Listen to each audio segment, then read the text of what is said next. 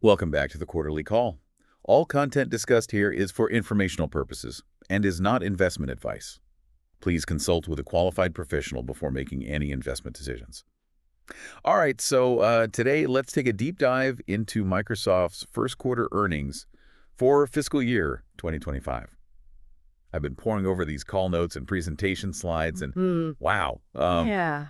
it's really pretty amazing how they're weaving AI into like everything they do. Yeah, it's not even just weaving it in. It's like AI it's the loom, It's fundamentally changing how they approach every part of their business. Yeah, and they're not just talking about it either. Their AI business is on track to bring in over $10 billion Right. in annual revenue next quarter, Wow. which would make it the fastest growing business segment in Microsoft's entire history to hit that milestone. That's huge. I mean, when you think about it, we've seen tech booms before, but for Microsoft to hit that kind of growth at their scale, Right. that really tells you how massive the demand for AI solutions is right now. It really does. It really highlights how AI isn't just some buzzword anymore. It's like it's becoming this core driver Yeah. of business value. And what I think is really interesting is that, a lot of this revenue isn't even coming from building the AI models. It's from people actually using them in their work. Exactly. Yeah, That's what's called inference revenue. Right. It means the customers are using it, not just training models. Think about like Microsoft 365 Copilot, GitHub Copilot, Right. even their healthcare one, DAX Copilot. Yeah. So it's not just about the tech being cool. It's about delivering real, like tangible benefits Right. that people are willing to pay for. Yeah. And speaking of cool tech, can we talk about the Microsoft and OpenAI partnership? Because that seems to be like a Yeah. huge part of this whole You. AI success story. Absolutely. I mean, it was a masterstroke for both companies. Microsoft's $13 billion investment in OpenAI gave them access to all those cutting-edge models, and that fueled so many things. ChatGPT, all the Copilot stuff. Yeah, it's like a perfect partnership. You know what I mean? It is. Because OpenAI gets to use Microsoft's Azure infrastructure, and Microsoft gets to use OpenAI's models to boost all their products. Total synergy, just a positive feedback loop of innovation. No.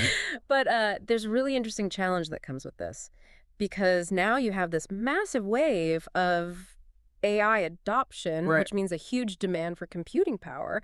And even Microsoft, with all their resources, No. are facing some supply chain constraints. Yeah, they're pouring money into capital expenditures, building data centers like crazy. Yeah. But even they're having trouble keeping up. It makes you realize how resource-intensive this whole AI revolution is. It's kind of like the early days of the internet when everybody suddenly wanted to be online, but the infrastructure wasn't there. Right, right. So they're playing catch-up, Yeah. but they're expecting to see an increase in AI capacity in the second half of the year. Hopefully. Hopefully, yeah. I mean, those early adoption numbers, I feel like the demand's just going to keep skyrocketing. Absolutely. And speaking of early adoption, we have to talk about Microsoft 365 Copilot because it's seeing faster adoption rates than any other new Microsoft 365 suite. Wow. So what do you think is driving that? Well, it's not just hype. Companies like Vodafone and UBS are seeing real results. Oh, yeah. Vodafone's even rolling it out to 68,000 employees after they did a trial that showed they were saving an average of 3 hours a person per week. 3 hours a week. That's Yeah. like almost a whole extra day of work every month. It's crazy. It's no wonder companies are jumping on board. No wonder. So it really proves that Copilot isn't just like a shiny new toy. It's really changing how people work It is. and making them more efficient. Yeah. So if Copilot's already having this kind of impact, I'm curious, Yeah. what does Microsoft see as the future of work? Where are they going with this? Because they think, yeah. Well, they're talking about a future where Copilot and then Copilot Studio Yeah. agents and autonomous agents all work together seamlessly. Imagine Copilot is like the user interface that makes it easy to interact with AI. So like a friendly, intelligent assistant. Exactly. And then Copilot Studio, that empowers people to actually customize their Copilot experience Wow. and even build their own agents that are tailored to specific tasks. Wow, that's pretty amazing. And what about these autonomous agents? Yeah. Are we talking like fully independent AI workers? Not running the show yet, but they operate independently and do a lot of routine tasks. Wow. The cool part is that they raise exceptions to Copilot when they need a human. Oh, okay. That's great. So it's that Yeah. blend of human and artificial intelligence, Yeah. each doing what they do best. I like that. Yeah. That's the goal, a collaborative environment where AI helps people Right. not replaces them. Okay, so this is all very exciting for companies that are already into AI. Yeah. But what about businesses that haven't really even started using AI yet? Are they going to be left behind? Well, think about the 90s Okay. when computers and software like email and spreadsheets really took off. Processes like forecasting were transformed. This is the same level of shift. Oh, wow. But this time, AI is the driver. So are you saying that companies that get on board with AI early are going to have a real advantage? Oh, absolutely. Early adopters are going to see huge gains, productivity, efficiency, even entirely new ways of innovating. Wow. It's not just keeping up, it's redefining what's possible. I like that. But it's important to remember this isn't just an enterprise thing. Right, right. We have to think about consumers, too. Yeah. I mean, look at LinkedIn, record engagement. AI-powered tools are changing how people connect and find jobs. Absolutely. I mean, LinkedIn is using AI to help people sell services, get hired, even share knowledge. And don't forget about search and advertising. Microsoft's gaining ground with Bing and Edge. Yeah. X-TAC revenue is growing faster than the overall search market. X-TAC. Remind me what that is again? Oh, it's basically their core search and advertising revenue Got you. minus the costs of driving traffic to those platforms. Got it. So even in a tough market like search, they're finding ways to use AI to grow. For sure. And then, of course, gaming. Of course. It's been a year since they acquired Activision Blizzard King, Has it been that long? and it's already transforming their gaming business. Yeah, their model is all about high-margin content and services. It's working. And it's working. Record monthly active users. People are playing their games across devices. The Game Pass is doing amazingly well, too. Record revenue. Amazing. Average revenue per subscriber is up. Yeah. Their game lineup is stronger than ever. They just had the biggest Call of Duty launch ever. Yeah, Black Ops 6. Unbelievable. They're giving people options to play however they want. Exactly. They get it. Yeah, so we've covered a lot. AI revenue, OpenAI, infrastructure, the impact across all these different industries. Yeah. But I think there's a big question we need to address before we move on. Okay, I'm listening. With all these big investments they're making in AI, are they seeing a return? Is this strategy sustainable? Oh, the answer is a resounding yes. Okay, good. Their cloud business, which is where all this AI stuff lives, is exploding. Yeah. Microsoft Cloud revenue was $38.9 billion in the first quarter. Wow. That's a 22% jump year over year. That's like a $7 billion increase. That's huge. It tells you they're on the right track. But there's a little nuance here. Okay. Their cloud gross margin percentage did dip a tiny bit, about 2%, because of the cost of all this AI infrastructure. Right, so it's a balancing act. It is. Invest to grow, but keep costs under control. Exactly. They're building for the long term, so they have to make tough decisions about where to put resources. So give me an example. Where are they pulling back? Well, their on-premises server business saw a slight decline, Okay. partly because customers are waiting for the Windows Server 2025 launch. I see. So even with all the hype around AI, they're still paying attention to those traditional businesses. Absolutely. It's about shifting strategically to the areas with the most potential Makes sense. without abandoning what they've already. Right. And speaking of strategic shifts, it sounds like they're really doubling down on security in this age of AI. That Secure Future initiative they launched is pretty impressive. Oh, it is. They've basically dedicated 34,000 full-time engineers to tackling security. Wow, that's a serious commitment. Yeah.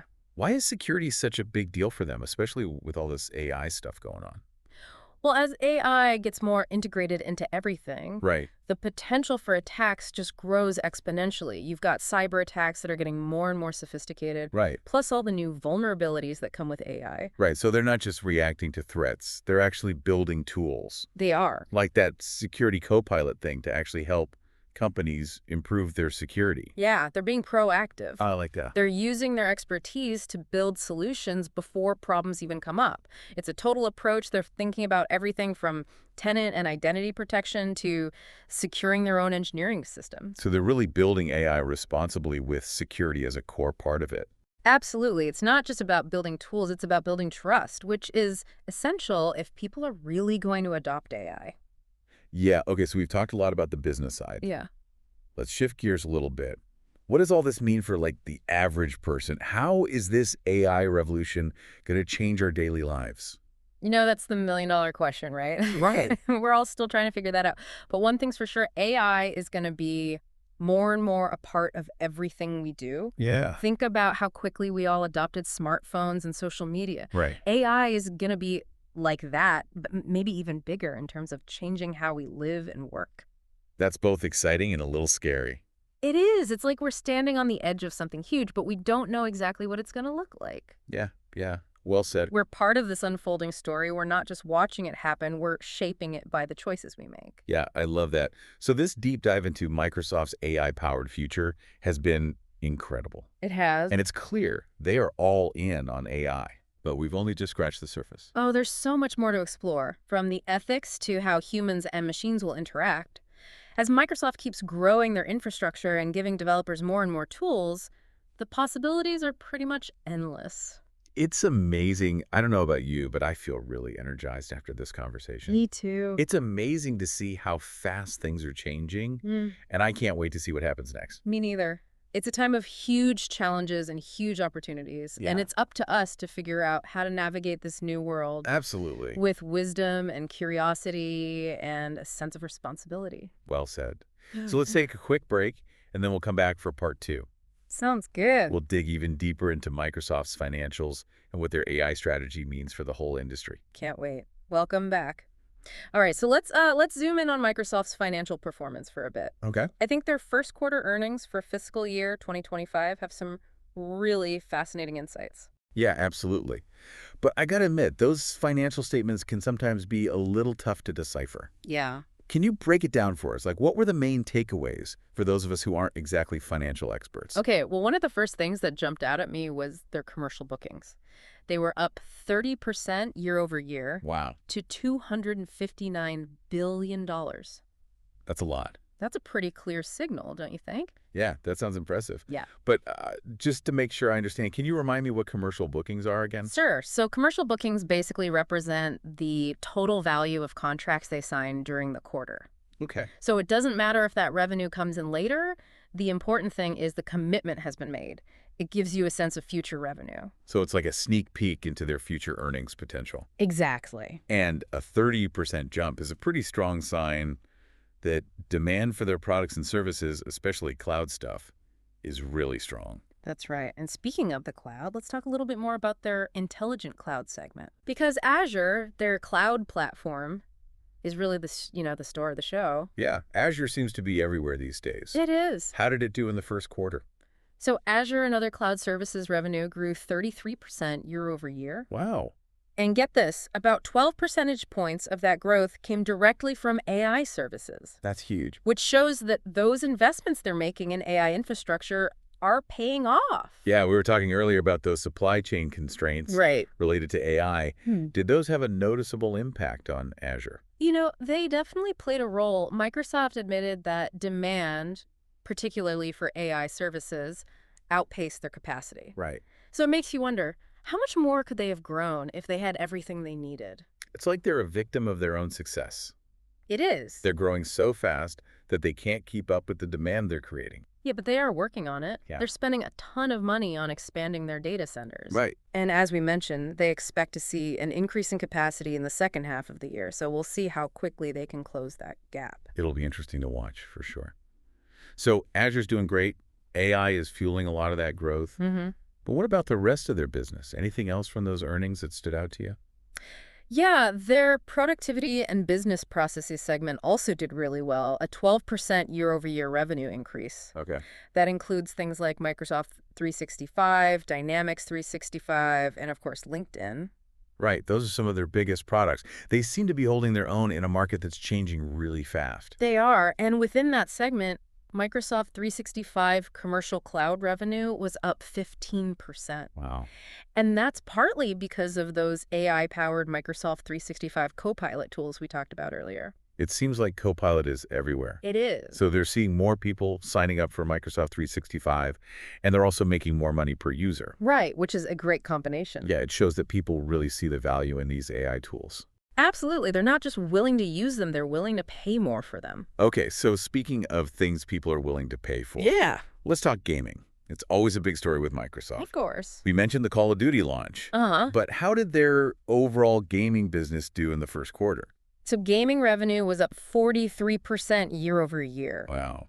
Strong performance across the board, first-party content, third-party content, even console sales. But we should keep in mind that this includes the Activision acquisition. Right, so some of that growth is from bringing Activision Blizzard King in. Right. But what about their core Xbox stuff, like the content and services? Yeah. Because that seems to be where their long-term strategy is really focused. You're exactly right. Xbox content and services revenue specifically was up a whopping 61% year over year. 61%. Yeah, which shows that their Game Pass subscription model is really working. It's easy to see why. Game Pass is such a great deal. It gives you access to all these games for a fixed price. I know. It's like the Netflix of gaming. That's the perfect way to put it. It's changing how we think about video games. It really is. So just to recap, Azure is killing it in the cloud. Yeah. Microsoft 365 is still going strong. Mm-hmm. And Game Pass is driving massive growth in gaming. It sounds like they're doing really well. It does, but it's not all smooth sailing. Right. We talked about those infrastructure challenges. Yeah. And, managing a business this big and complex is never easy. You're right. There are always going to be challenges. Always. But it seems like they're handling it all pretty well. Yeah, they seem to be setting themselves up for success in this new AI world. Okay, but it's important to remember this is just a snapshot in time. Right. The tech world changes so fast. New companies pop up all the time. Microsoft can't just sit back and relax, can they? Oh, absolutely not. Complacency is dangerous in tech. Right. But their willingness to push boundaries, their knowledge of the market, and their ability to adapt give them a big advantage. It's going to be really interesting to see what happens next. What should we be watching for in the coming quarters? Good question. I think there are a few key things to keep an eye on. Okay. First, their ability to solve those supply chain issues and scale their AI infrastructure. Makes sense. They need the infrastructure to support all that demand. Exactly.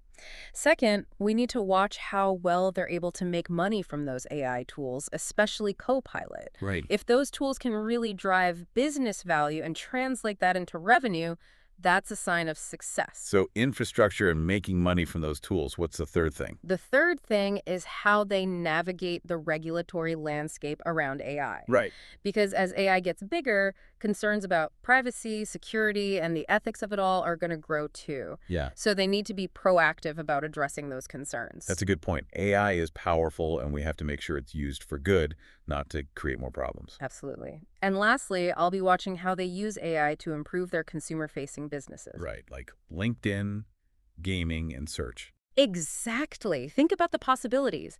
AI could help you find the perfect job on LinkedIn, personalize your gaming experience, Wow. or make searching for information online way easier. That's pretty exciting. It feels like we're at the beginning of a huge shift. We are. And Microsoft is right there at the forefront, shaping the future of the tech industry. Yeah, it's their journey, but it also reflects the bigger story of AI. Incredible promise, untapped potential, and of course, some uncertainty. Well, we'll be here to break it all down for you. Absolutely. So let's take a moment to absorb all this, and when we come back for the final part of our deep dive, Okay. we'll explore what Microsoft's AI strategy means for the industry as a whole, Sounds good. and what it all means for businesses and individuals. Can't wait. Welcome back to the final part of our deep dive into Microsoft and their AI-powered future. We've covered their earnings, their AI strategy. We've even talked a bit about what the future might hold. Yeah. But now I kind of want to zoom out a little and look at the bigger picture. Yeah. What do you think? Is Microsoft kind of setting a trend here that other big tech companies are going to have to follow? Well, they're often a trendsetter in tech. Yeah. The things they do, they tend to influence other companies. And this whole embracing AI thing is no different. I mean, Google and Amazon are investing in AI too. Right. But it feels like Microsoft's approach, especially that partnership with OpenAI, has given them a real head start. Yeah, so they're setting the pace. I think so. Look at Microsoft 365 Copilot and GitHub Copilot. Those aren't just demos. They're showing everyone that people actually want AI tools that can help them be more productive and creative. So it's like a chain reaction. It is. And it's not just about new products. It's about changing how businesses work, how people work. That AI-powered future Microsoft keeps talking about, where humans and machines collaborate. That might be the new normal. That's exciting, but honestly, it's also a little overwhelming. Not everyone is comfortable with the idea of AI being such a big part of their life. I get that, and those concerns are valid. There are definitely questions about the downsides of AI, like what happens to jobs? Right. What about the ethics of algorithms making decisions that affect us? We have to talk about those challenges. Yeah, we can't just ignore the potential problem. Exactly. We have to be careful and responsible. So it's not just about the technology itself, it's about how it's developed and used. Right. And Microsoft has talked about responsible AI, fairness, transparency, accountability. That's good to hear. So it's not just about being the first or the biggest, it's about making sure AI is a good thing for society. Yeah, and companies like Microsoft have to set a good example. Uh, They need to work with policymakers and everyone else to create rules that encourage innovation but also protect people. it sounds like a team effort. It is, it's complicated, but we have to figure it out if we want to use AI's full potential without all the risks. Okay, so let's bring it down to the individual level. What does all this mean for people like us? How will AI change our lives in the next few years? That's the big question, isn't it? We're on the edge of something huge, but we don't know exactly what it'll look like yet. Imagine AI that personalizes your education, Wow. helps you manage your money, even connects you with the perfect job. So it could make our lives easier and give us more time for the things that matter. It could, but AI is a tool, and like any tool, it can be used in good ways or bad ways. Right. It's up to us to make sure it helps people, not controls them. We need to be aware of how it's being used and who it's benefiting. Absolutely, and we need to make sure it doesn't create more inequality. We have to be part of shaping how AI develops We do. and advocate for policies that put people first. I agree. Well, this deep dive has given us a lot to think about. It has. Microsoft is making big moves in AI, and it's affecting the whole tech industry. It's exciting and a little scary at the same time. It is, but the future is being written now, and we're all part of it. We have to be open to the possibilities of AI, but also be aware of the dangers. Well, Thank you so much for listening to the Quarterly Call. If you enjoyed it, make sure to rate and follow our show. Until next time, stay curious and stay informed.